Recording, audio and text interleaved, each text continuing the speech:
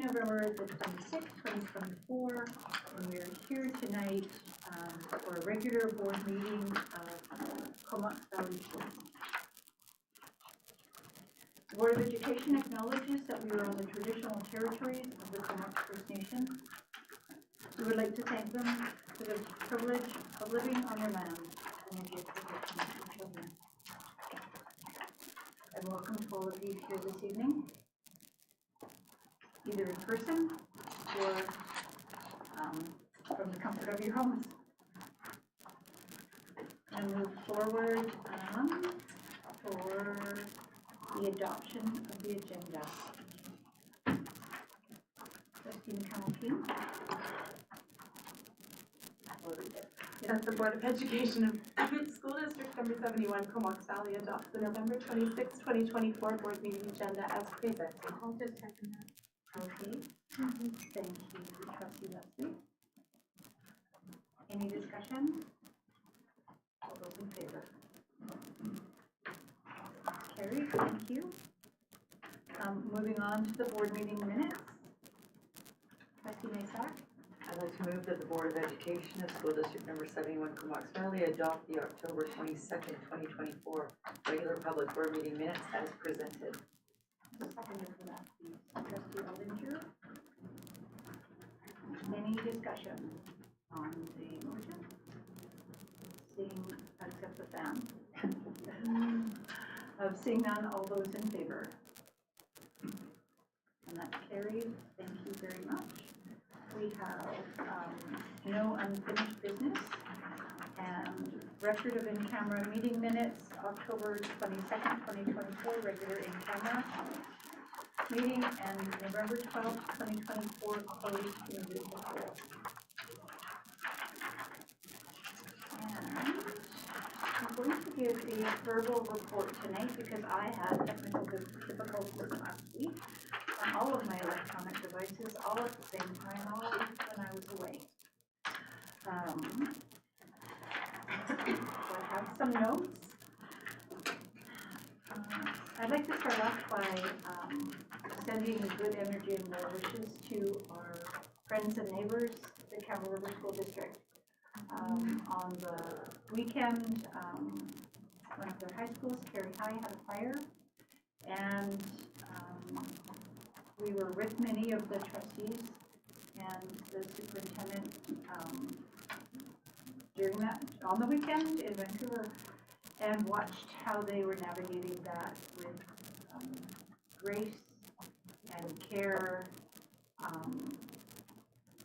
as they worked through that for their district. So just sending our best wishes out, and I believe they were hopeful that the students would be back into the school, or at least the part of the school this week. So hopefully that is going to carry on as planned.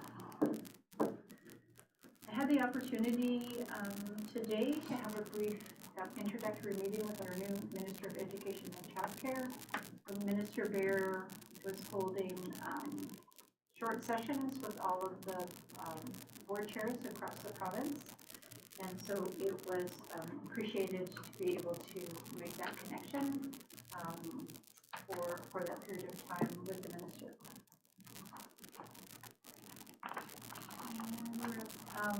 So last week, many of our trustees attended the BC School Trustee Association Academy, and we heard from our new Minister of Education and Childcare, Lisa Bear. We leaned into AI. We received updates about recent changes in the School Act regarding Indigenous education. Had an amazing opportunity to reflect on inclusion, empowerment, and justice in our work as governors of education. And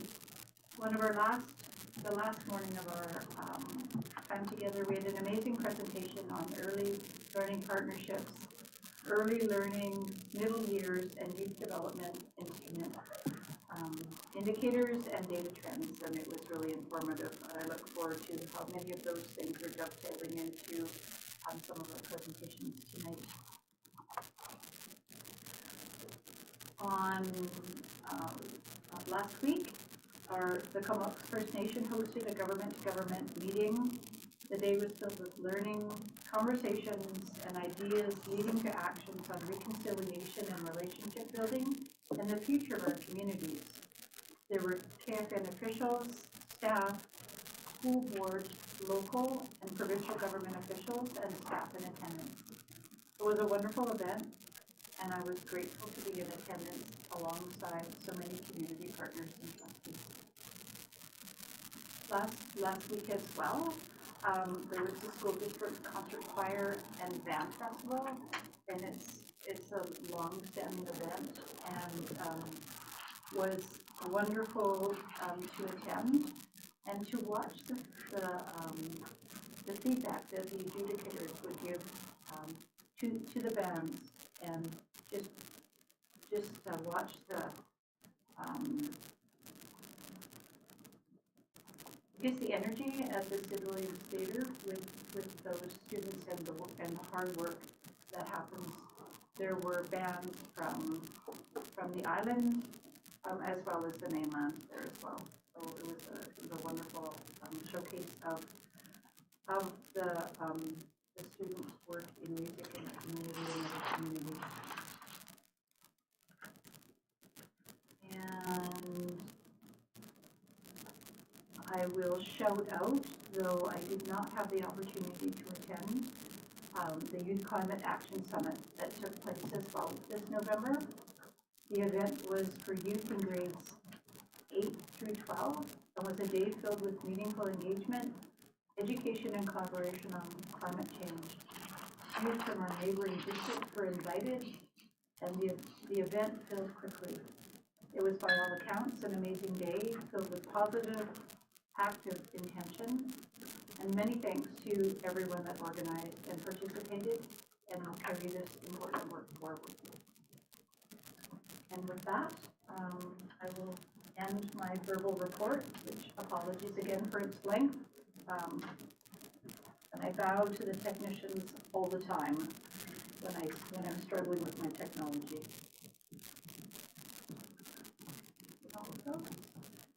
Next on our agenda tonight, we are going to have a presentation on digital safety, AI, and emerging technology. And I'm wondering if one of our associate superintendents will be doing the introduction on that. Absolutely. Great. Yeah, I'd like to welcome our district technology support teachers, Kara Dawson and Shannon Hagan, who have a presentation for us. They asked for about 2 hours because of all the exciting topics. We tried to condense it as much as possible, but if people are interested, they do many presentations for parents and our educators in specific areas. So they've got a snapshot and of the exciting emerging technologies that we're connected to in our district. So, with that, take it away.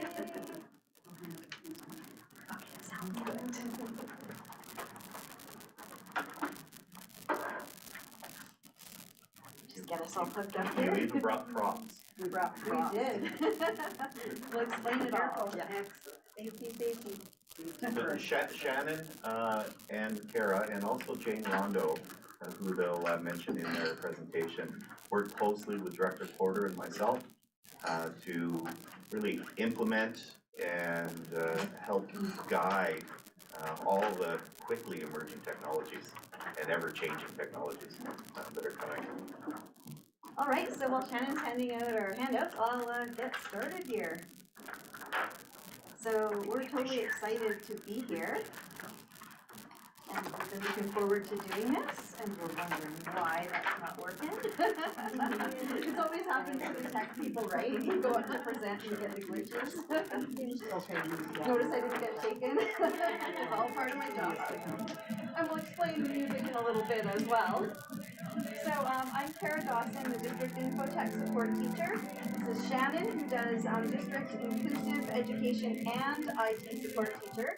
And we'd like to recognize Jane Rondo, who does assistive inclusion technology as well. And a lot of the stuff we're showing today is stuff that she's done as well with us. So we're totally excited to be here, and as Jay said, we have more than 2 hours of stuff that we could talk to you about. But we're gonna buzz through it really fast and just show you some of the highlights of emerging technology in our district right now, and tell you stuff that we've been doing with the teachers, students, and other staff in the district throughout the year. This, I guess, a bit of last year and this year as well. So, I know that we just, approved this new strategic plan, and when Karen and I looked at it, we were doing like mental high fives, cause this absolutely secured job security for us, because everything that we looked on there connects to emerging technologies, and some of the big ones that I just wanted to highlight there is inclusion, that's half of my job.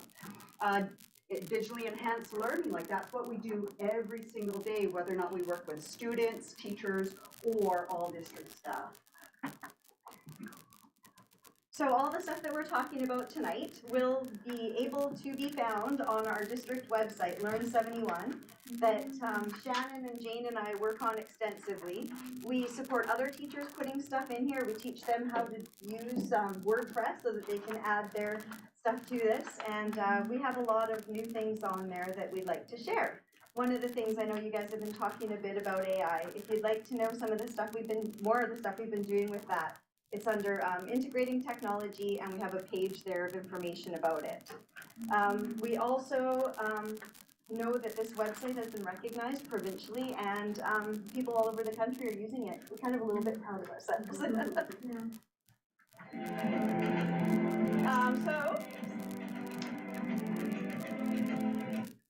Okay. So one of the big things that we've been doing over last year and this year is we've done a dinner series. Last year we did 3 presentations, and this year we're doing 2. Last year our theme was Guardians of the Galaxy, so we did Educators of the Galaxy. We try to make them fun and engaging so that the people are there and happy to be there. And we serve food, so of course everybody's happy. Last year we did Harnessing AI, where we taught all the teachers, and there was a totally different group of people that come to these presentations. It was incredible. We had district staff, administrative assistants, teachers, administrators. It was awesome. So we talked about the ethics of AI. We taught them prompt engineering. We talked about programs that use AI, and we taught them how to use Copilot, among other things that we were working on. Then we did Cosmic Canva, and we taught them all how to use Canva, which is a graphics program that's free for all educators, and apparently always will be. It's got amazing stuff in it if you don't know it. We also shared our movie making marvels and taught teachers and other staff how to do screencasting, and how to work with students making movies, and how to make movies themselves so that they can teach with them, with the little flipped classroom sort of idea. This year, we're going to be outwitting digital chaos and showing file management. And we topped it at 50, and we're at 58 right now, so I couldn't believe it. But we've got fun. This is going to be one of our immunity idols. We've been 3D printing them to get ready. Lots of fun things just to keep people into it. So we have a theme, we play games and do a lot of fun things while we're teaching them. Our second one's going to be showing our favorite digital tech gems, and we have a few spaces left in that, but I think it's only about 4, so It's going to fill up fast. yeah, it's going well. So then half of my job is working with Jane, developing resources so that we can make every single learner in our district be successful. And so what we've been doing is we've been looking at traditional accessibility tools and reformatting, rebranding them even, so that they are student learning tools. These are learning tools for every single person in our district. So we created these posters, and some of them you can see in front of you there, and then created those cards, which we put on iPad cards and computer cards, so that students or teachers can quickly grab them, use a mobile device and scan the QR code, or type in that URL right there, and then what it does is it provides them with multiple ways that they can start adjusting any of their information in front of them. And so we don't focus on tools specifically, we focus on exactly what the students need. And so when they click on those devices, on those QR codes, they'll get very, very simple information to them in a video format or in some type of text format, again, knowing that people learn at different rates. And so what does this look like in the classroom? Oh, am I going to tell you? I was there last weekend, or last week. I don't work on the weekends, believe me. Anyways. And I was in a grade 4 class right before parent-teacher interview day, and they were doing self-reflections. Now imagine these students, these grade 4 students who normally, when they're writing things, would have to rely on what words they know how to spell or how fast they could write or type. But now with these accessibility tools, we put a headset on their head, connect it to a microphone, they think what they want to say, and then they speak it. So that rich dialogue that occurs because they are not limited by any other factors. So when the teacher and I looked at what they produced afterwards, we were like blown away.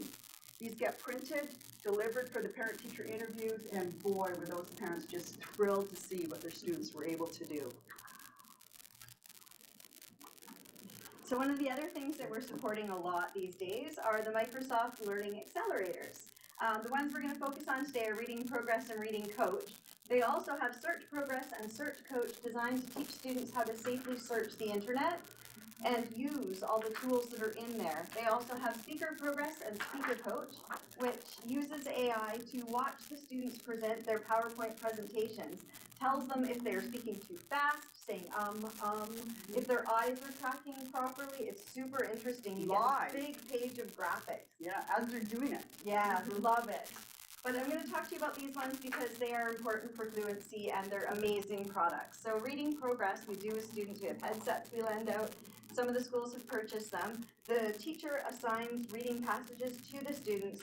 They can either be generated by AI or put in by the teacher. The AI-generated ones use the information from previous reading to find out which words the students were struggling with and then incorporates those words into the newly generated passage. Students read it, and then the teacher gets results like this. Not only seeing their students reading it, but the Reading Progress analyzes if they are missing words, mispronouncing, repeating, omitting them, self-correcting, inserting words. It also can tell if they're reading with expression, if they're using periods, doing run-on sentences, if they're using exclamation marks and question marks, and it can also generate comprehension questions, or teachers can put comprehension questions in themselves that are marked by the computer. Teachers can go through and fix all of those. It's easy to change anything in there. So these are some of the results the teachers get from the whole class as well. You can find out class averages. You can also look at individual students and look at which phonetic rules they're having trouble with. Then you can get the computer to generate another assignment for them that has the phonics rules that they were struggling with so that they can practice these words. It tells them how to pronounce the words, it has a picture dictionary. I can go on for 2 hours on that alone, but I will move on to Reading Coach, which is totally free, and it's separate from this because anybody can use this. It's online, you can download an app for it, or you just type in Reading Coach.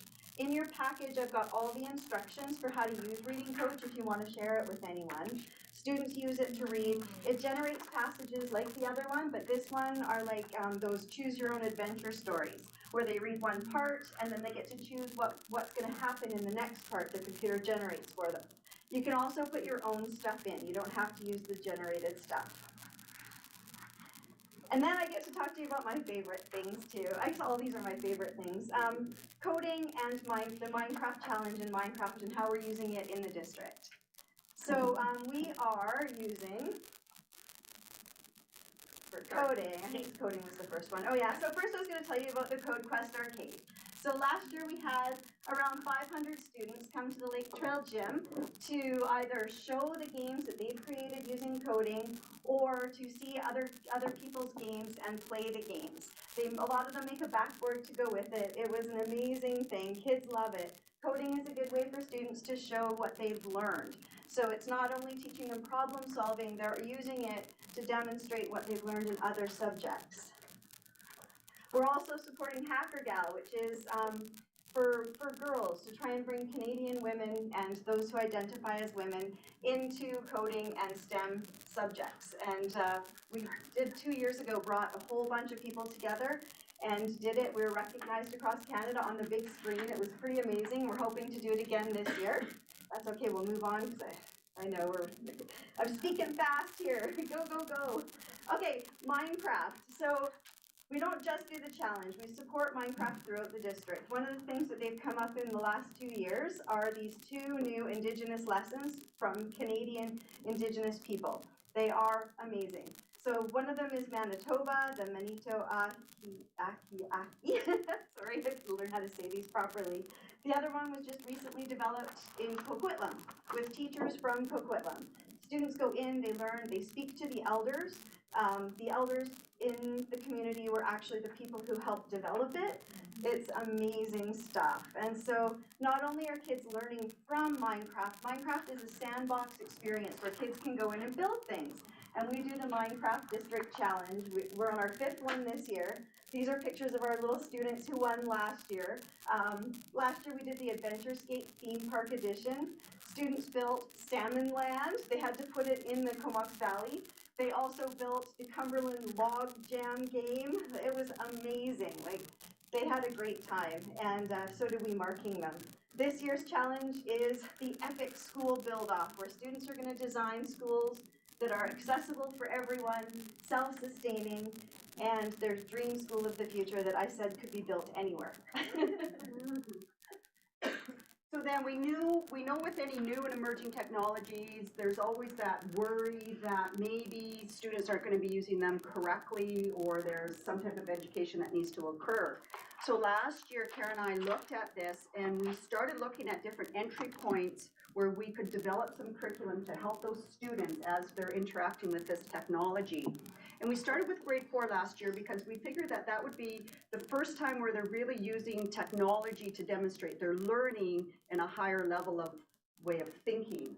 And we developed 5 lessons around there, and the exciting part about this is we talk about building capacity all the time. There's only 2 of us. There's 2 of us. We can't go in every single grade 4 classroom to deliver these lessons. So what we did is we brought all the grade 4 teachers in, and we modeled how these lessons should be taught. We provided them with some deliverables that they walked away and started teaching them in their classrooms. And the next one is this really cool digital literacy passport that they took in their classrooms, and the students earned these stickers as they completed it. And we just met with one of the grade 4 teachers just yesterday, and we were talking about that. She had a grade 4 or 3-4 split last year. She taught those lessons last year, are teaching them again this year, those 3s who were in the 4s this year. She is so excited because those 4s get it. Like they learned it and they remembered it, and now they're their mentors helping out those other students in the class. And she said it was so amazing to see that learning that occurred.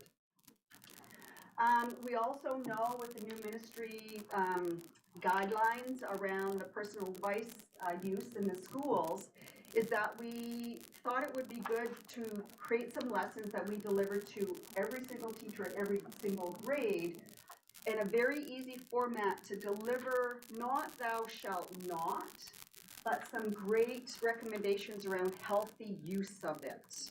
And not only did we supply those lessons to the teachers, we supplied some resources that the students and parents could access from home, because we only see the kids 6 hours a day. And we know that a lot of those habits are developed at home, so this was just another way for us to support them while they are at home.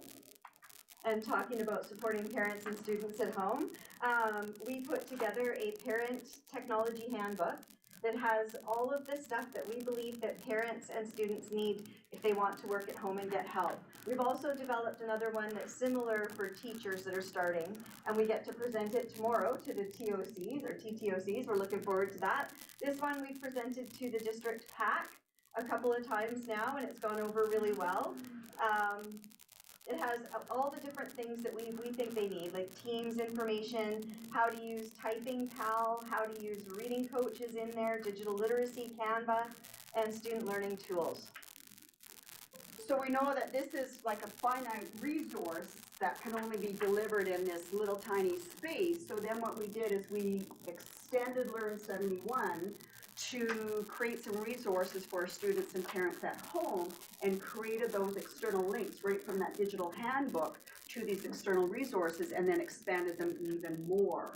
And so students and learners can, parents can go in and have some of their questions asked, like, we get this all the time. How do I access MyEd to get a report card? And so instead of the parents always have to contacting the school, they can go online and take a look at this and away they go. We've also put all of our student learning tools that you see in front of you there as a page so that our parents and students can access these resources at home, because if they have an SD71 email address, they can utilize any of these resources from home as well. And then lastly, what we did is any of the ministry things that were sent to us around recommendations around technology use for parents is we consolidated those all in one page so that if a parent had any question, they could just very quickly go to that one page and have some ministry guidelines around those type of uses. Now, Kara and I have been talking a lot about the support that we do for parents and students within the classroom, but we know that students are only as successful as the support that they get from their teachers. And so the other thing that we do on a regular basis is we support those teachers so that they feel confident in any of the technology that they're delivering in their class. And sometimes it just means that Kara and I go in there and we're an extra hand. Like it's that students are logging in for the very first time and it looks really messy and it's just crazy, and we go in there and we just help them. Or we take on certain things like Kara's doing e-portfolios with all of our teachers right now and guiding them through that, and then I do the boring stuff like MyEd and online learning. And so that's the other finite part of our job in terms of what we do every single day. Yeah, so thank you for listening to us.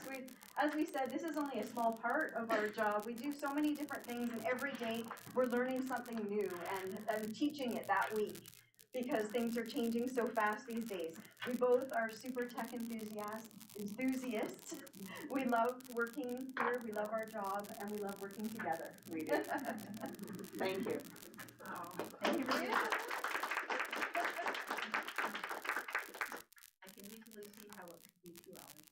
Oh, yeah. We practice and practice, and we're like, it's too long. I know each one of those things we do presentations on, so. Trustee Caton? Thank you for the presentation. I have one question, and it comes out of going to a couple of workshops put on by associations regarding artificial intelligence and ChatGPT. And yes, there's some really positive things that can come out of that. There's also that danger that we have with students using AI and ChatGPT to create their own assignments, and there's some difficulties and potential problems. And as a district and as tech on that one, there are something that we're doing as a district to maybe support parents and students of addressing some of those concerns that may be arising, and how prevalent do you think that it's in our system now, or do you think maybe it could become a problem later on? So for part of that, one of the things that we are doing to support it is teaching kids at a younger age how AI works. And once they understand more about how it works, they understand more about how important it is not to put personal information in. And the more they understand how it works, they also learn not to trust the outcomes from it, because it does hallucinate and say things wrong all the time. So I think it's important for us to teach our younger students and older students now, because it's so new, how the whole thing comes together, so that the more they understand it, the less inclined they'll be to use it the wrong Carol, way. I'll jump in too as well. Great, excellent question. We're being asked, that question is emerging all across the province, probably the world right now. We're working towards creating some best practices around AI, following some of the ministry suggestions and guidelines that are being released. So important work around how do we ethically, safely, and responsibly use artificial intelligence within our system. And that's not just for students, but for our staff across the district, regardless of what role we're in. And that is changing so quickly as we move forward. I think that likely a topic of a future committee of the whole meeting or another presentation in itself. Another 2 hours. We have, I send out a Tuesday tech tip every single Tuesday, Deborah, and you guys probably get it too, I apologize. I've been trying to put all of the ministry stuff that's been coming out about AI in it lately, to keep teachers updated on what the policies are for the province and all that. And part of that parent page is including the ministry, guidelines and, So there's suggestions. posters for the Yeah, classes posters, and yeah, all, yeah. all things to guide students in the right direction. So I have trustee list.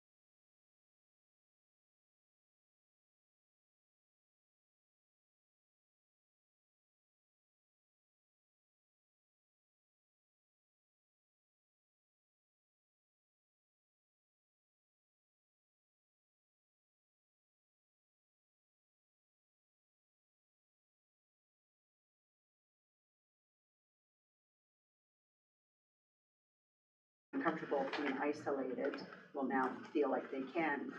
And Josh does a really good job about buying the technology that we need, so that every single student can use it for every.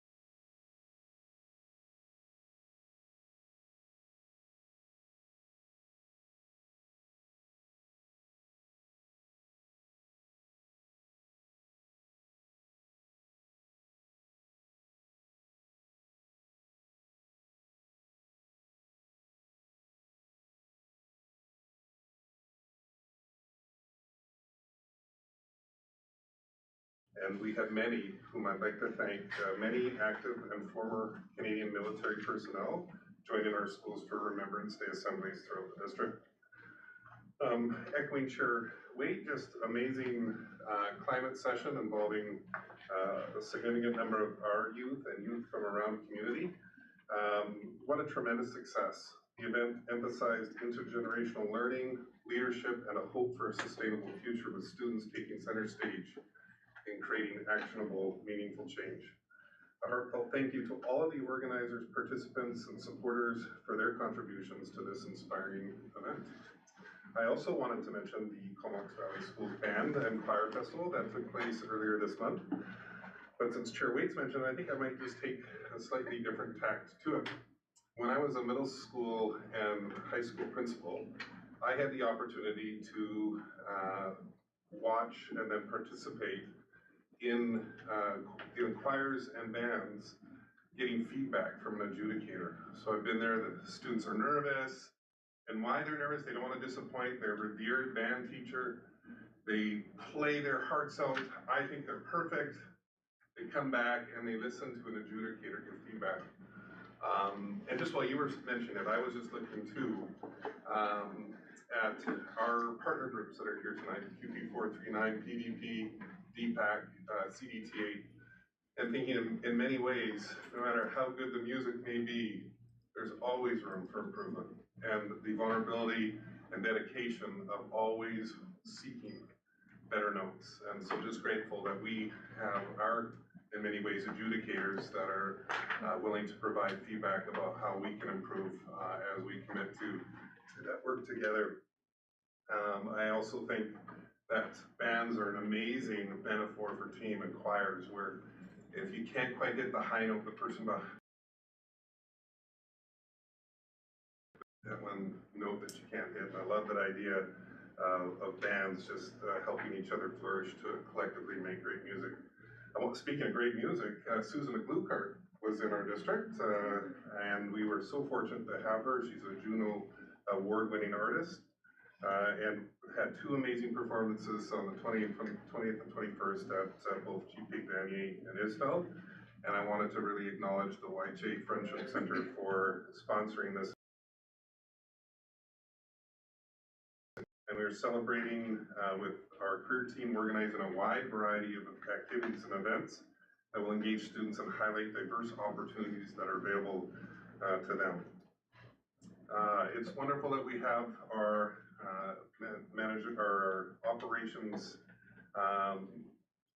director here tonight, Molly Proudfoot, who I wanted to acknowledge her whole team, but particularly her tonight for their incredible efforts during the aftermath of a bomb cyclone and other storms. I know that it's probably not a healthy work-life balance when Molly wakes up 4 in the morning and reviews video footage to see what may be a flood, and then sprints there to find out it was just reflection of a light and it wasn't actually pooled water. But just acknowledging that we did have a tree fall in a Cold Plumage Park. When I got that phone call, and I woke up, and just within an hour after waking up, I was getting an update from the team that had spent all night working through that piece, and the next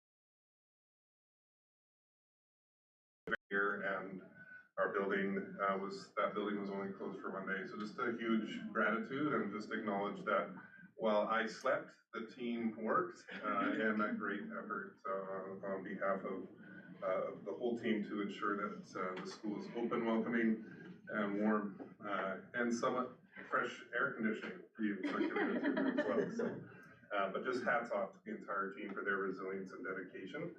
And then lastly, I just wanted to take the last moment just to celebrate one of our former students who, because of her extraordinary generosity, raised over $26,000 for the Lake Trail Community Education Society through the raffling of some, I think, I've read enough news to understand, highly sought after Taylor Swift tickets. So just acknowledging Sophia Valiant for her efforts to support a critical component of our school, and being such a great example of what a difference a single person can make.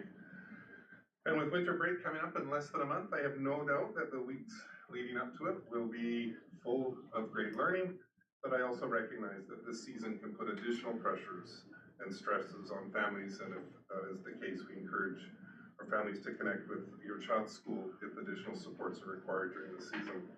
And I want to thank all of our staff, students, and community partners for making this month so dynamic and successful.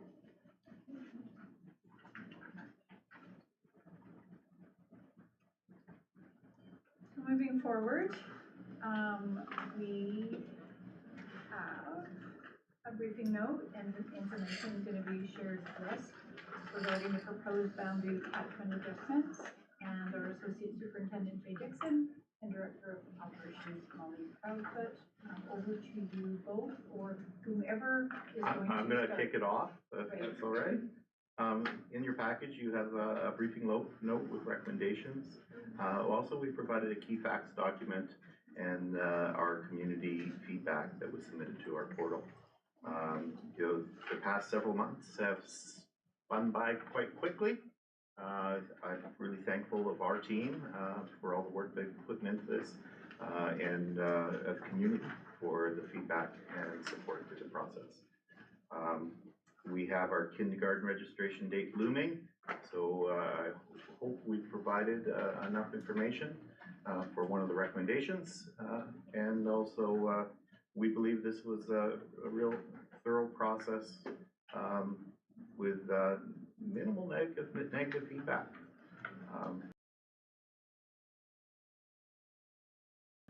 Inform your decision. Thank you. Trustees for questions or comments? Trustee King. So thank you for this report. It's my understanding all the feedback, everything we got is in this report. When I read the report, the only school that I saw a number of parents that had concerns was the Valley View boundaries. And there was I think there's some misinformation on that because there's 200, and that's not accurate. So just identifying some of that concern, that one there is the parking lot of Valley View, and I've been a parent at that school for over 30 years. It's been like that for 30 years, and we're not going to change it overnight, and that's the reality. But it's also, when I read from your report, it's been one of the better parking lots in the way you dealt with it. Am I correct in that assumption? That's correct. We have many challenging and busy parking lots during drop-off and pickup across our district. That parking lot is actually, if you look at comparable schools. And the actual number of students we're looking at in the ballpark is not the hundreds that people think it is. It's actually a relatively small amount. Is that my understanding? That's correct. Yeah.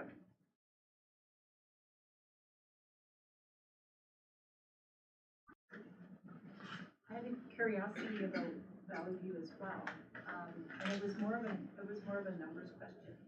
So when I looked at the information on Valley View, just let me find the page.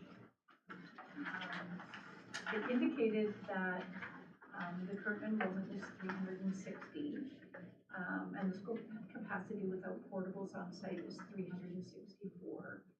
And it looks like there are a couple of portables. Are the portables currently in use that are on site, or are they used for classroom purposes? Great point. I can speak to Go that, ahead. Jay. Yeah, the 387 is reflective of the portable that we actually just this evening is getting dropped there. So the school's kind of been informed that post-January, it'll be available for use. And that was part of our forward planning for any potential enrollment growth. Okay, and is that the portable that was referenced in the comments with the location of that particular portable? There was a comment made in here about Valley View and the location of one of the portables. Is that correct? I'd have to see the specific comment. Yes, we're on the basketball court. Yes, correct, yes. Yeah, it's going, but we've already met with the school to talk about an alternative location for basketball hoop. There's no other questions. I'm not sure. Okay, go ahead. I'd like to move that the Board of Education of School District 71 Comox Valley direct staff to proceed with implementation of the proposed boundary adjustments identified for Brooklyn, Bellevue, Aspen Park, and Alpha Elementary. And seconded by Trustee Leslie.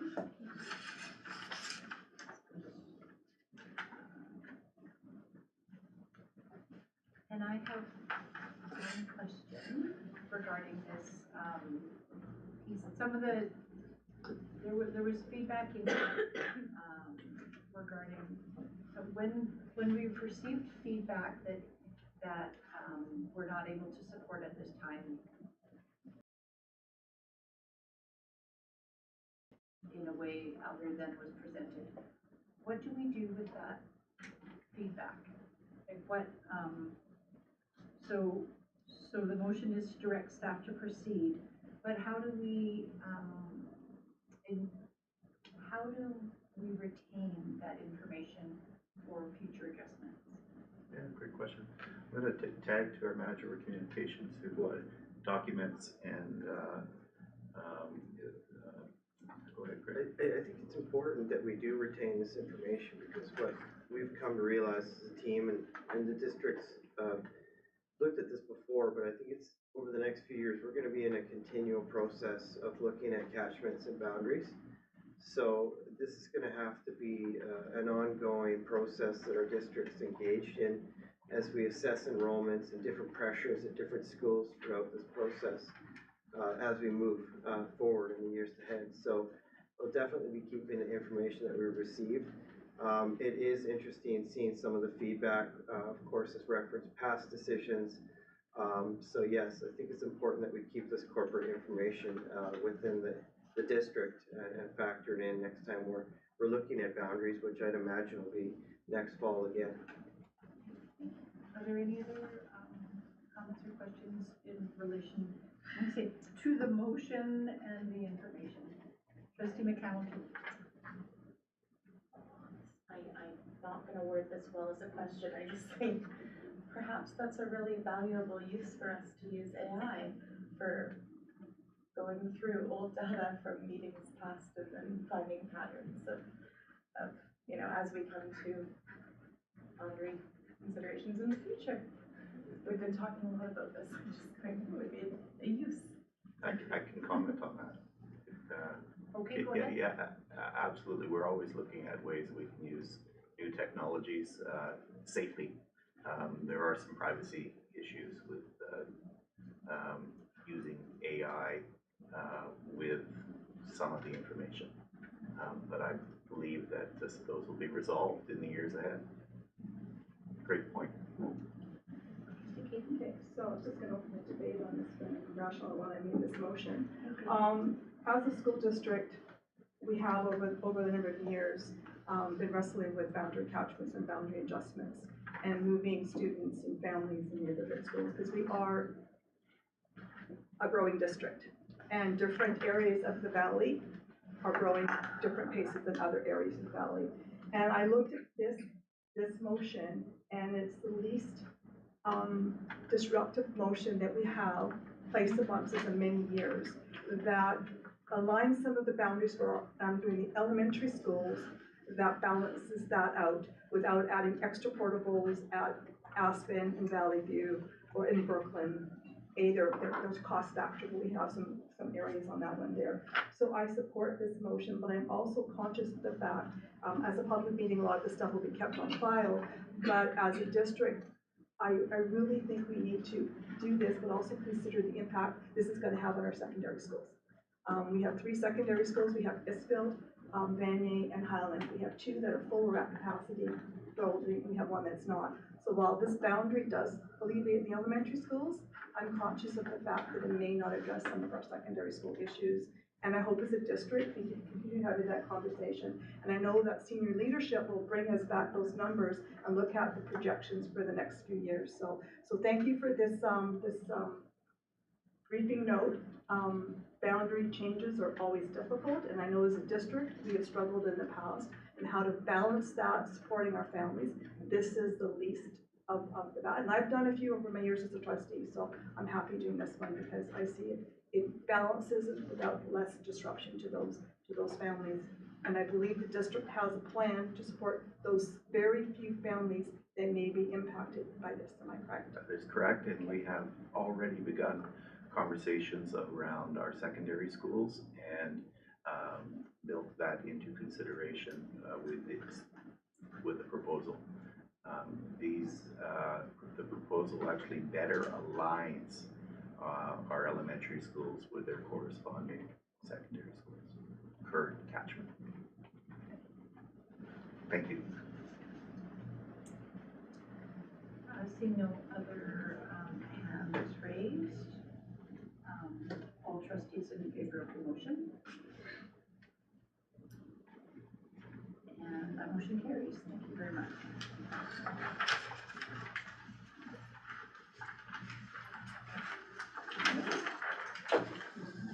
Page 3 of our agenda, Tribune Bay Outdoor Education Society Business Plan.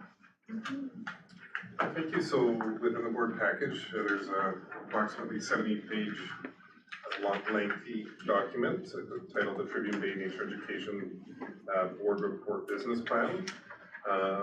It is at the request of the board being brought to the public tonight, and I do acknowledge that is the board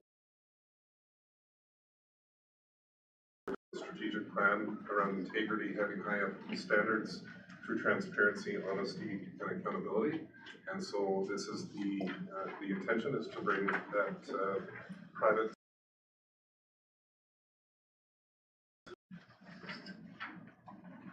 Thank you. Is there a trustee that would like to make a motion?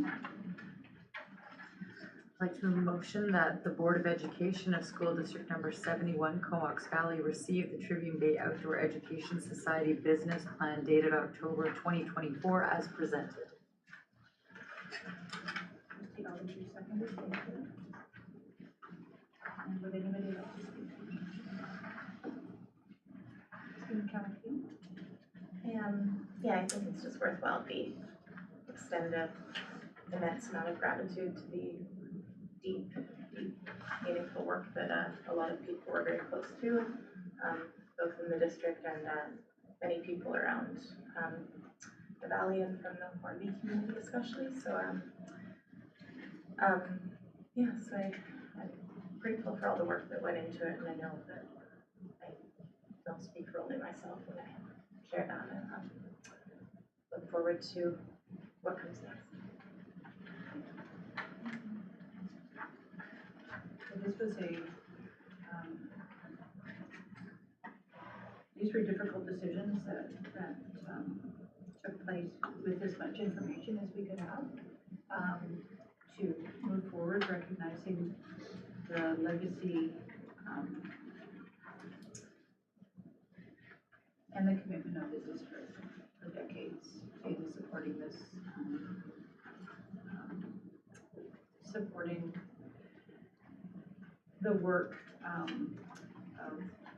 at Tribune Bay. You will, okay, we're still in the middle of a motion, aren't we? Good thing I tried to write it down. Seeing no further hands, all those in favor of receiving the report and the motion. It's carried, thank you very much. You will see in the agenda package that there were two motions that were passed at an in-camera meeting in October, and they are contained in the agenda package. Moving on to our secretary treasurer and the long-range facility plan review. So I believe our director of operations, Molly Prout, is presenting our long-range facilities plan.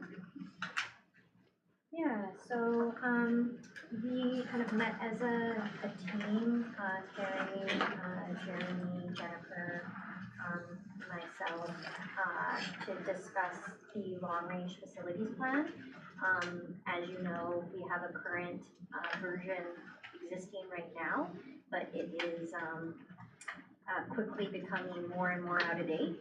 So we want to kickstart revisiting that and updating that long-range facilities plan.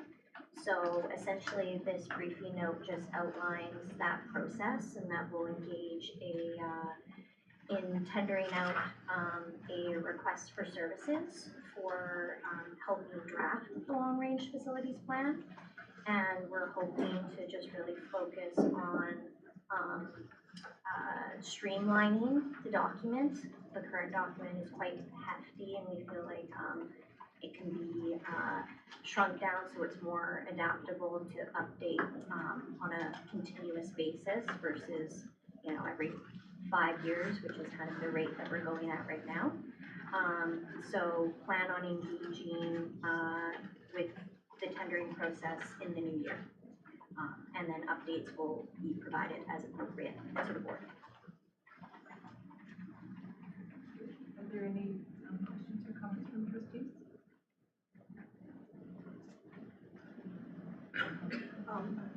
Trustee, What did you, sorry.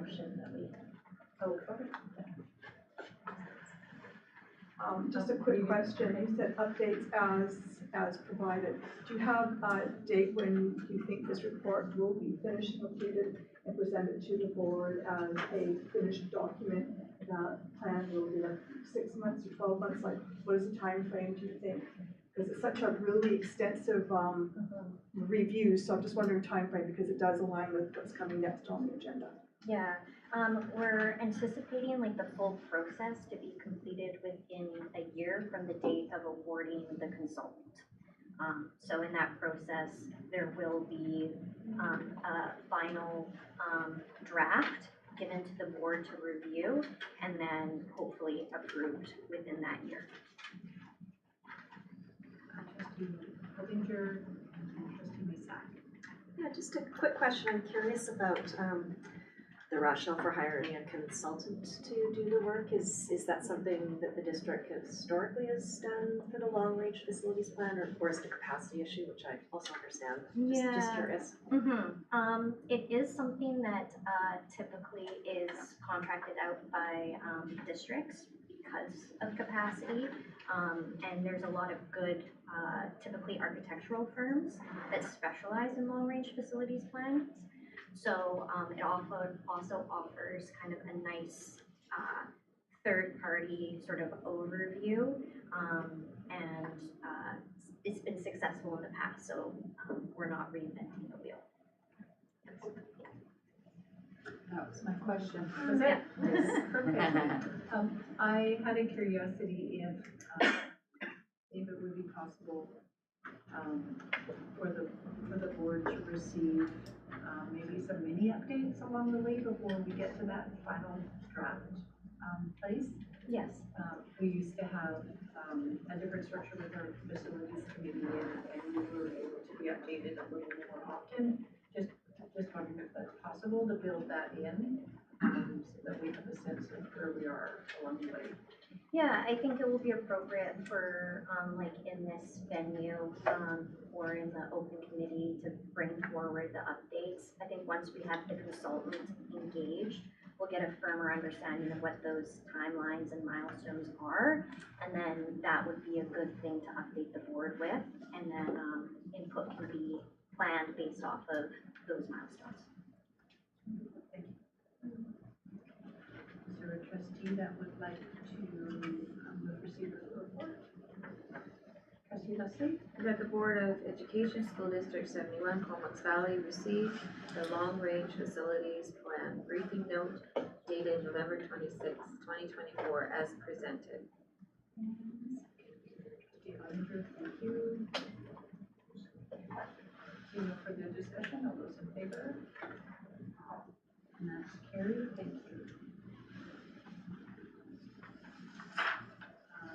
Next, we have a license to occupy request from the Comox Valley Search and Rescue. Comox Valley Search and Rescue Lands. So on page 112 of the packet, there's a briefing note explaining that we received a letter from Comox Valley Search and Rescue requesting an appropriate school district property building for the community work that they do. Staff is recommending that we engage in the long-range facilities plan that our Director of Operations, Molly Pudlett, just talked about. Before responding to this request, so we would refer it to a later date in hopes that we will be able to provide more direction around our asset management, use of buildings. And furthermore, I guess I would say when we receive this particular request is looking for about 2.5 acres. They would likely want a long-term lease, and that comes with a whole other process related to disposition of land. So any lease that's 10 years or longer with the ministry requires ministry approval, public consultation, and so it's a longer process. So just back to the long-range facilities plan in terms of guiding what buildings, what property we need, whether it's designated for educational use. Opening the floor to trustees, let's begin with trustee Keating. I have two questions. One, we just heard tonight that this could be a year down the road before we get what's wrong. And to me, to defer for a year, I am concerned with respect of the need of the Comox Valley search and rescue, looking for something. They are an integral part of our community, and the need for this group is becoming greater every day. And over the years, they've actually supported our district and some education of our students and that. So I am concerned about that.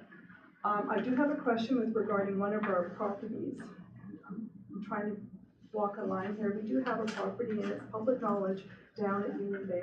It's a site that's been sitting there for a number of years. We cannot sell it. There is a covenant on that one there, and I'm not sure the state of the buildings, but we don't use it for educational purposes. So when I look at that and I look at this here, I'm wondering if there's a middle ground that we could maybe work with them to determine if that's something that may be suitable. So I'm torn. I understand that we are provided that one. We also have, I think, a chance here to provide a service for a group that does provide for the district, and they do provide some education services to our students, and they have supported our district in many areas, and some of our school district family, our students, in the work that they do. So that would be my question to you is, we're looking over a year out. That to me is kind of problematic, and is there other ways we can do this without going that year out? I'm sorry, convoluted question. Yes, there's so much in that question. I don't think that anybody is disputing the fact that that Comox Valley Search and Rescue provide an incredible service to our community. In fact, one of our questions was, you know, have you connected with other local government in terms of this request? And I believe that they have and have not to date been successful. It's difficult because it probably more aligns with a community service than the school district. And I think staff at this point just feel that, again, the request is a big one in terms of a long-term lease for the reasons I just outlined, and we would feel more comfortable going through that long-range facilities plan process. I don't know, Molly, if you would feel comfortable commenting on that property at this time, or You mean Union Bay? yes. Yeah, I would say right now we have a request in with the ministry. It's under the RDP, which is the Rural Development Program, to demolish that Union Bay building. Right now it's just a cold facility, so it's presently not being utilized for any use. But it is kind of complex with the adjacent property, which the school district did acquire. And the covenant in the process was applied to both properties. And because that property isn't tied into sewer right now, its use and value is kind of undermined. And with the sewer conveyance work that is planned to connect Union Bay, I do feel like there's kind of another side to that coin in what that property could be used for with that community, if that sewer conveyance is complete within the next 5 years. So I do think it requires a larger lens, but in the process of doing the long-range facilities plan, this could be revisited if we get to that stage. It doesn't need to maybe happen at the end of it, but I feel like it folds nicely into that work. Thank you. So is there a trustee that would like to? President Valentina? I would move that the Board of Education of School District number 71 Comox Valley refer the school district land use request from Comox Valley Search and Rescue received September 18th, 2024 to staff to advise Comox Valley Summer that the school district is unable to grant a license to occupy agreement for land use at this time, but will reconsider a request pending receipt and review of a new district long-range facility plan, LRP. And seconded by trustee Maysack. Any further discussion on the motion? Trustee Katie? So I have a question with respect to the statement, what we consider the request and receive review of the new district. So my understanding by this motion is this could be 12, 15 months down the line before the district could review it. There's something in here that says, you know, there's chance during in between, so at this time, I just can't support that because I think that the conversation could happen, when you get then maybe updated version of the long range result. That's just my personal opinion, I can put that one there. So I just think that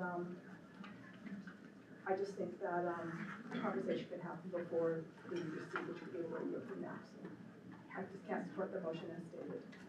Thank you. Trustee Maysack? Yeah, I want to thank Director Proudfoot for the perspective that I do like the idea of waiting and moving forward, being able to see whether, you know, we're in a situation being with the fact that we are such a growing district and we don't really quite know what we're going to do in the south quite yet. I like the idea of having an option for our district and students in the south, and while the property is not currently being utilized, that doesn't mean that one day it might not be able to by students. And so that, but I also like the possibility that if maybe it's not going to be a fit for us, that we would consider looking and reviewing it down the road. I think that, I hope that a hard no tonight is not what's happening. It's a, we need more time to kind of look at this and evaluate and analyze our district. Further comments or questions? Trustee Leslie? Just a comment, as hard as that decision is, something that really helps me focus is when I think of the direction of our strategic plan. I'm feeling it makes the decision one that aligns our energy and focus and commitment to those students.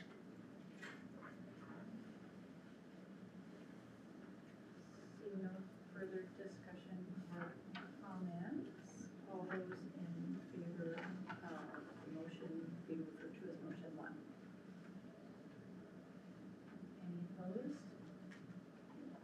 Thank you very much. That motion is carried. I would say this is always difficult when we are trying to balance the needs of our community and our students and timelines and trying to come up with solutions. So I really appreciated the respectful conversation about this and look forward to what happens next.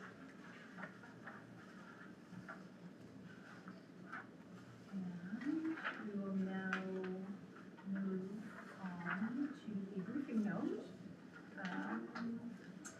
for early learning and childcare annual operating report, and wondering if by a show of hands, our associate superintendent is going to welcome Lisa Peterson, senior district principal, to if you have some information to share regarding your briefing. Thank you. I'm really excited about all the work that's been happening around early learning and childcare. So it is all in the package. One piece of work that I would like to highlight quickly is this year I'm working with one representative from each school, a kindergarten teacher, and some principals and vice principals, just looking at what our kindergarten transitions look like. all our schools do a great job of welcoming families to their schools. But when I did the Welcome to Kindergarten survey in June, some of the parent feedback that I received was just questioning and letting us know about the hardships that gradual entry provides to families when childcare is an issue. So as far as I know, there has been no discussion in our district about what K transitions do look like. So we have met twice so far. The first meeting was just talking about what do we value about kindergarten transitions. The second meeting was about what do we do from September to June the year prior to welcome families into our school. And then we're having another meeting at the end of January to discuss gradual entry.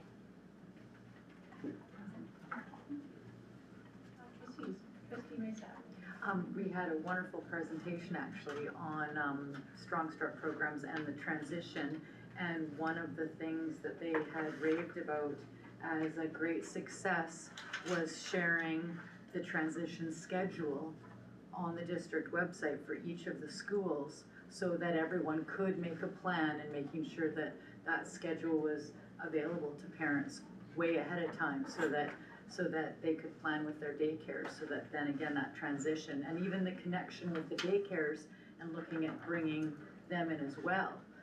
So is that something that's being looked at with our daycare providers and partnership opportunities and collaboration there? The parents do get gradual entry schedule way in advance. The difficulty with daycares is that they don't have room to keep the kids during that gradual entry. So the child care providers in our community are part of the kindergarten transition documents that they can have input into what's written and work with parents on what they feel teachers should know about their child, what they're like in the daycare setting. They sometimes come to our Welcome to K events as a bridge and a welcoming face. So those new students see familiar faces and show that they have a relationship with the school also. But the daycare piece has been difficult to do because of the issues around everybody in childcare.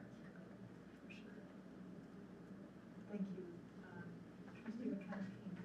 Yeah, something that I'm glad you brought that up, that I think is interesting for anybody who knows that some advocacy pieces that I know are going on that really support that work is whether the age at which the ministry funding for care or transitionary month should extend to like the month of September so that the centers aren't there then at sort of a lapse, or those that are trying to support and then are going that period of time without funding until the new kids are starting. So it's just interesting to hear that, like, I know a lot of centers that are sort of banding together to try and see if we can show that data and see what can be done to help on both ends. So yeah, glad you brought that up.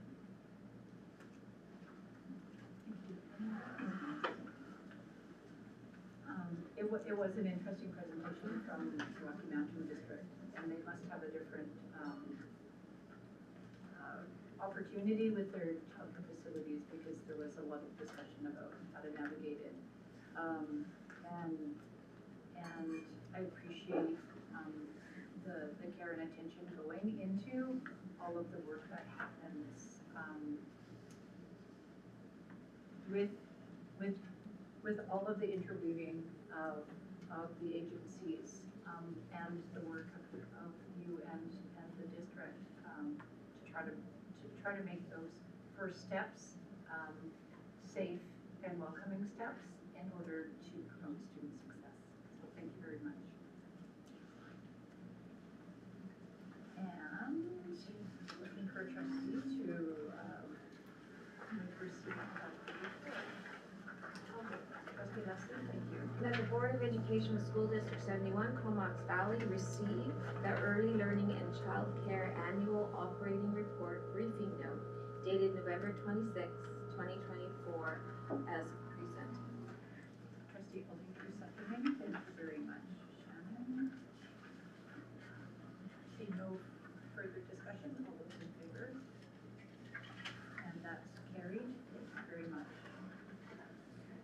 moving on to our quarter one financial update, for Assistant Secretary Treasurer Jennifer Nelson. Yes, thank you. So, this is a quarter one financial update for the board. It's a comparison of our actual revenues and expenses to September 30th. So it includes the first 3 months, July, August, and September, and it's in comparison to the annual budget. So the annual budget was adopted based on our projected enrollment. So it's not our amended budget, which we're working on right now, which will be based on actual enrollment. So at this point, we're just giving you a snapshot so you can see where we're landing. Keeping in mind, we're not doing projections at this point. So once we do have an adopted amended budget in the new year, then we'll be able to provide to you some additional months as well as projecting to the end of the year at that point. So although these financials do include 3 months of the year, it's really only 10% of the school year. If you think about it, students aren't back in the classroom till September, so that is why when you're looking at it, some of the expenses seem low. But overall, and just bringing it forward so you can see that those expenses and revenues are being monitored. And really, any operating surplus or deficit at this point on this report is simply related to timing difference. So there's no concerns, we're on track, things are in line with how we would expect to see them at this point in the year. So with that, I'll leave it open for questions. Thank you. Any questions or comments from trustees? Go ahead. Move motion that the Board of Education of School District Number 71 Comox Valley receive the first quarter financial report dated November 26, 2024 as presented. And the seconder, Stephen Callaghan. I had one curiosity, is that you indicated that we were on track. Was there anything that you wanted to highlight? I'm guessing on track means no highlights or lowlights. Where you would expect the expenses and revenues to be at this point in the year. So we're analyzing, we're 25% of the way through, 10% in the classroom. So where are we falling? Yes, we see a little bit higher on the service and supplies because we know we're spending a bit more in our schools throughout the summer to prepare them for students returning. So doing that kind of analysis in comparison to previous year when we're preparing the report, looking for any anomalies or big items that jump out, and none of those exist. It's where we expected it to land. So nothing concerning at this point. Thank you. Just kidding. A quick question with respect to things that may happen in the district. We talked about the tree falling on in Cold Plumage, and the cost on that one there is, so looking at that, because there are some unexpected costs will happen during these climate anomalies that we're getting that do have an impact on whether it's broken windows or roofing or whatever it is that money there, is there a fund for that, or is that going to be outside what we've already budgeted? So when stuff like that happens, where we've had damage to a school, we have to go do some major minor repairs, is that already budgeted within the system, or is that going to be outside the system that we've already budgeted? So it would depend on the extent of the damage and whether we would be able to claim it as an insurance claim. So we would have a deductible amount that we would still be responsible, but if there was an event such as puntledge and the expenses are beyond that, we would then claim it as an insurance and receive some funds through that way. Other than that, all of those other minor incidences, they are built into our operating budget and have to be absorbed that way. So if we had anything that was excessive that we would have to, we were anticipating would go over in our budget, then we would have to look to potentially utilize some of our minor capital funding, or potentially utilize our contingency reserve, which is why we have that reserve, to ensure that we're covered for any of those catastrophic events that may happen above and beyond our annual operating budget. Thanks. Maybe I can add, just with regards to the trees, we have submitted a claim with school protection, and I would anticipate it'll go above the deductible amount.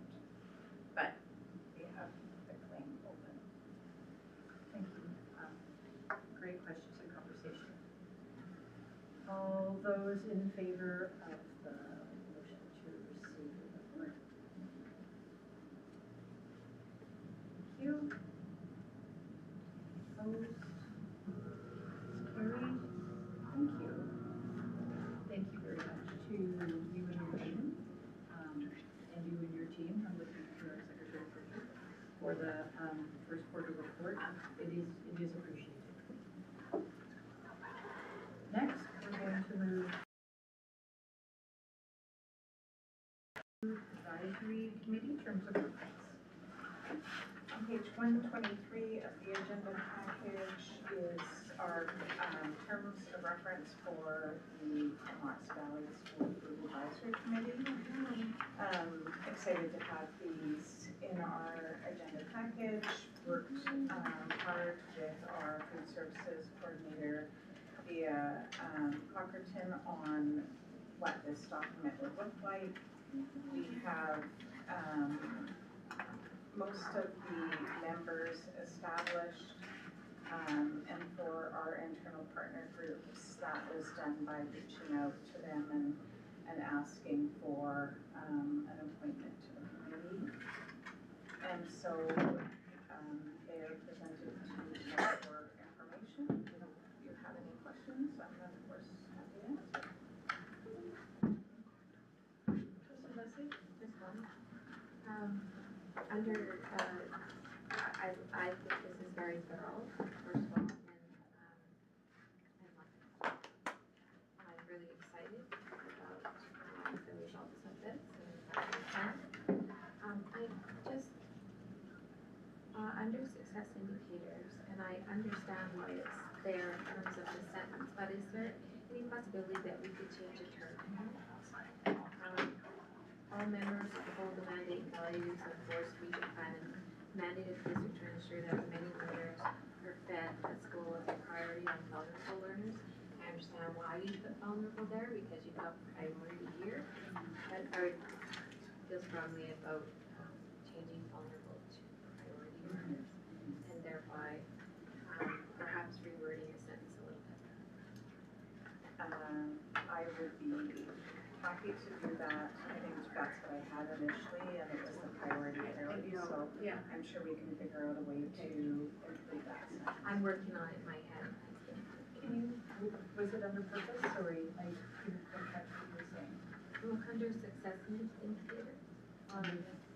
So it's on page It's on page 125. Thank you. I was on page. Oh, that's okay. Success indicators, thank you. That would have helped me. Okay. Okay, great, thank you. And the request was, the suggestion was to change the legal to priority? Yes. Okay. Trustee Elvinger? Just a quick question, when it's anticipated that the group will gather for the first time? It looks like it's monthly meetings, the expectation that December would be the first month, or January, or? If possible, yes, that is the intent, as soon as possible, reaching out to set up that meeting in hopes that, December is a difficult month for, I think, people and engagements and plans, so assuming that VIA is able to bring that group together, then yes, December would be ideal, and if not, it would go into the year. She's ready to send an email. Are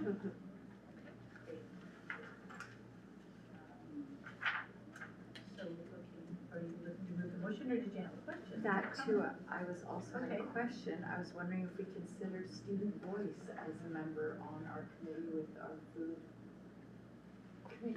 advisory committee. As we're trying to hear more from our students and elevate their voice, if it was something that had been discussed or not. And then, yes, I'd be happy to move the motion. It's interesting that you brought that up. I think that at one moment last week, it went into my mind as to whether or not we should have had a discussion around that, or how it might be facilitated, and perhaps I'll look at Superintendent Morrow and ask that question, whether perhaps student voice could come through our student voice. Yeah. Yes. Yes. Huzzah! Then I shall make the motion. That the Board of Education of School District Number 71 Comox Valley receive the Comox Valley Schools Food Advisory Committee terms of reference briefing note dated November 26, 2024 as presented.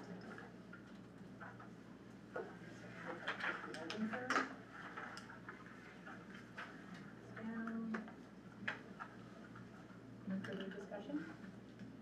All the motions on the floor? Seeing none, all those in favor? And that's carried. Thank you very much. And thank you, Secretary Treasurer McVeigh, for all of your work.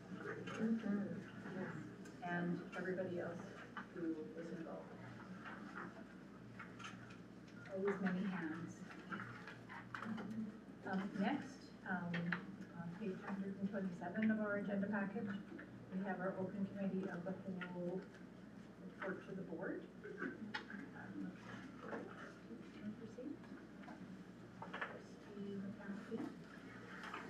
The Board of Education of School District 71 Comox Valley received the November 12th, 2024 open committee of the whole report to the board as presented. Thank you, trustee Leslie. Is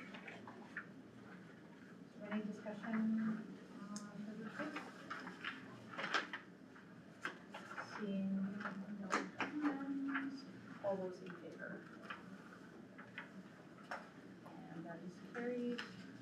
Thank you. Moving on to pages 130 to 133, the ad hoc policy committee report to the board. Not a requirement, but do any of the trustees who sit on the ad hoc policy committee wish to share? Trustee McConnell.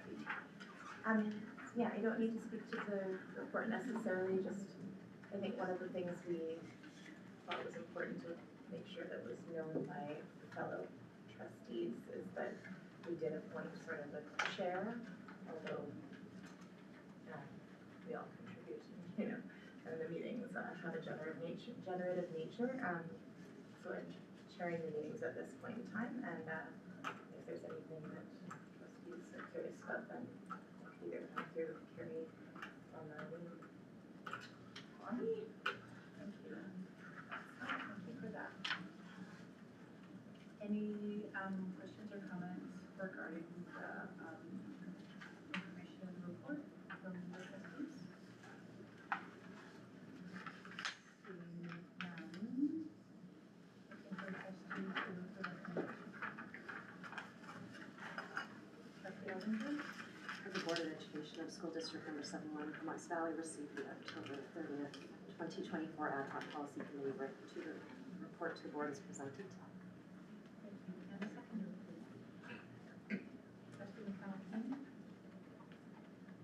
Seeing no further hands, all those in favor? And that's carried. Thank you very much. Our next ad hoc policy committee meeting is on Wednesday, January 8th, 2025, at 4 o'clock. Moving on to board business, on page 130, beginning on page 134, is the gender-based violence committee report. Trustee Ellinger, is there anything you'd like to highlight on the report? Sure, thank you, Chair. There's a lot more to report beyond what's in the report. We've met for our third time. We will be meeting for a fourth time next week on December 4th. We continue with our terms of reference. I suppose one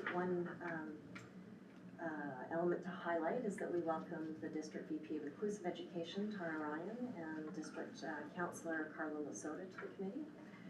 They updated us about a district initiative to develop a response flow chart, which is expected to replace the current administrative procedure, and the committee will have a chance to review that and provide some feedback as well. We continue our discussions about opportunities for student voice, and will be likely raising, this is a discussion topic at a student voice forum coming up in the early new year. We also talked about opportunities for staff, parents, and community to provide feedback to the committee, and are working on draft sample policy, as well as continuing work on gathering resources and best practices.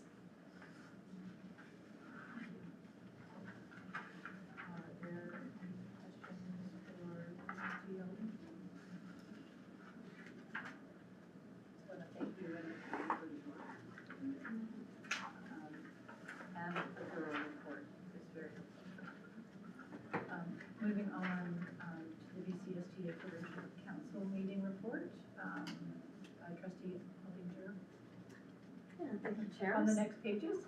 Yeah, so as the representative of the BC School Trustee Association for our board, I attended the Provincial Council meeting at the end of October at the SFU WASC Centre for Dialogue in Vancouver. It's quite a short gathering. It starts Friday evening, and on that evening, members of the BCSTA Climate Action Working Group, of which I'm a member, and presented as well. We presented about the group's recent report, Sustainability as a Part of Boards of Education Governance. That report hasn't been released yet to the public, or BCSTA's membership, but should be relatively soon. And then Saturday's council discussions mostly included two topics. One was a review of the BCSTA's Capital Working Group report, Making Progress Towards Sustainable Schools, which the executive summary is included in our materials, and highlights the recommendations with respect to capital funding and planning, including for school life cycle and deferred maintenance, in relation to climate change, in relation to student population growth, as well as school area standards. Again, I've attached the summary of the report, but the full report is open and available on the BCSTA website. And then another focal point of discussion was the BCSTA's 2024 Motion 9 report at the annual general meeting, which of course was held in April of 2024. And it's in relation to non-voting student delegates at BCSTA's annual general meeting. And now that report has been made public to BCSTA members, but is not made public, is otherwise confidential, but it looked at the mandate and the background of the report, as well as considerations for boards of education when making future decisions about this issue. It suggested next steps for BCSTA, as well as alternatives to direct student participation in the BCSTA AGM, and then other thoughts and conclusions for consideration. All boards have been asked to engage in a discussion and provide feedback with respect to specific questions that I've also included in our materials. And one of the aspects of the ongoing discussion was that in the meantime, while we're navigating this much more complex issue about the possibility of having students accompany us on, travel to another city for a period of time, and the equity issues that raises in relation to boards who need to travel, for more than 24 hours to get to our conference site versus districts who, are a city bus ride away. That trying to engage student voice within each district as each school and then each district as a starting point, and then the possibility of bringing that student voice to regional discussions initially, because they're generally for much shorter periods of time. The travel is far less arduous, and certainly if there are growing pains along the way, starting incrementally makes a lot of sense. So that's certainly something that, in addition to the questions that have been posed of our board, that might also be something that we think about going forward before we jumping to decisions at the provincial level. There's also a question raised of whether students would want that particular opportunity. Is that one that students would be interested in more so than having a chance for engagement at, their school level, their district level, and even the regional level. So lots of questions and considerations still in the works, but we have been tasked with answering 6 questions at some point before December 2nd. And you did find the date, it was December 2nd.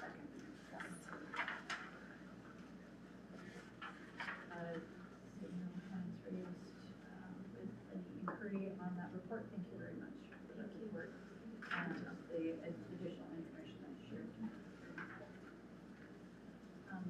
The last item under board business is 2024-25 board committee updates, and it's on page 145. And thank you, trustee McCann, for sharing your new role as committee chair for the ad hoc policy committee. That has been identified, that is one of the updates. The second update is the Comox Valley Schools Food Advisory Council Committee trustees, and it's the very last item on page 147. For a motion from trustees to approve the updated board committee report. Trustee Leslie. That the Board of Education School District 71 Comox Valley approve the updated 2024-25 board committees as presented. Seconder, trustee Alden. Any questions? No comments, seeing none, all those in favor? And there is no board correspondence. It is 8:45, which will allow the opportunity of up to 15 minutes for public question period to the board. And so I'm first going to ask if there is anything online. All right, and then secondly, I will ask if there are any questions from members of the public that are attending today regarding any of the many agenda items in our package today. Is there a question? It's not a question, it's just a thank you for respecting our relationship and letting us have a place at your table. Thank you. And for those that may watch this recording later or are watching live, our partner groups have nameplates. And for those that had tables, one didn't, we found creative ways to identify our partner groups as part of our team. Thank you. And thank you very much for mentioning that. Thank you. Seeing no other, there is, okay, no, that's all right. I didn't see the hand earlier. Okay. Just quickly through the chair,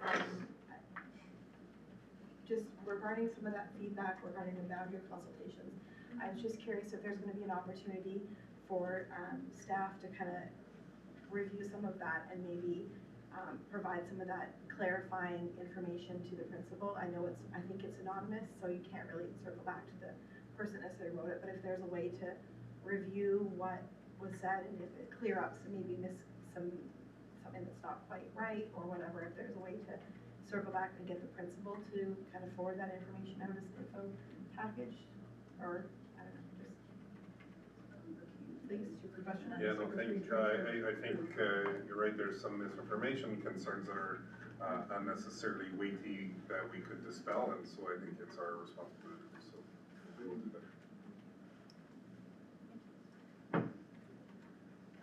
I will share that we missed trustee or vice chairperson Howe tonight, and at our December meeting, vice chairperson Howe will be chairing, so that will be away on a family commitment. Just sharing that in advance. It will probably be way more lively with our vice chairperson. And seeing we are at the very end of our agenda, and it is 8:48, looking for a motion to adjourn. Trustee Elpinger, thank you. Secondary. Trustee McCann, the way high. Hey, second.